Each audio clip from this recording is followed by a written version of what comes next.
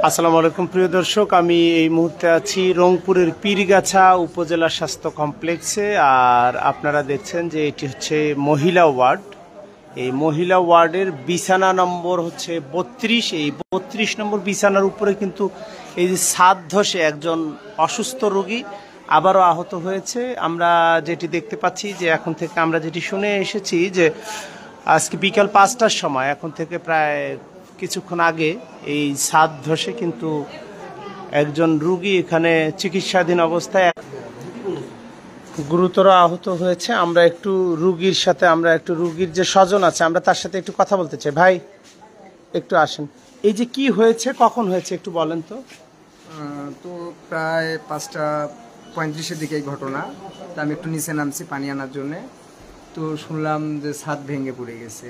তো আসলে উপস্থিতি এসে দেখতে পারলাম আসলে ফ্যানের পাখাটা বেঁকা হয়ে গেছে। তো আসলে শুধু এই রুমটাই না, পাশে যে মহিলা ওয়ার্ডটা আছে ও পাশেও দেখলাম যে আসলে রুমগুলো শোচনীয় না, খুব ক্রিটিক্যাল।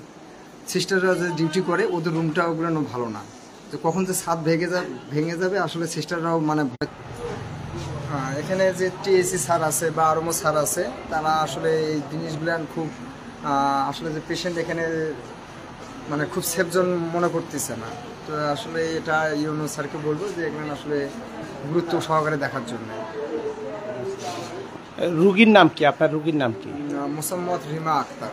রিমা আক্তার কি হন আপনার? আমার আসলে শালী হন, তো গাইবান্ধা পড়াশোনা করে, অনার্স ফার্স্ট ইয়ারে। তো ফুড পয়জনিং হিসেবে পেশেন্ট ভর্তি হয়ে আছে। ঠিক আছে, ঠিক আছে। আপনাকে কি নাম আপনার? আমার নাম মেহেদি হাসান পারভেজ, সাদুল্লাহপুর থানা। ঠিক আছে। দর্শক শুনছিলেন যে মেহেদি হাসান পারভেজ যেটি বলছিলেন যে তিনি কর্তৃপক্ষের দৃষ্টি আকর্ষণ করেছেন যে কর্তৃপক্ষ একটু সুদৃষ্টি দেবার জন্য। তার কারণ এখানে রুগী থেকে শুরু করে বিশেষ করে আমরা যে বিষয়টি জেনেছি যে এই নার্সের যারা এখানে যারা সেবিকা যারা ডিউটি করেন তাদের যে রুমটি আছে সেটিও কিন্তু একবারে ঝুঁকিপূর্ণ। তারা ঝুঁকিপূর্ণ অবস্থায় তারাও কিন্তু ডিউটি করছে। এইটা কি নার্সের রুম? এইটা কি অবস্থা এইটা?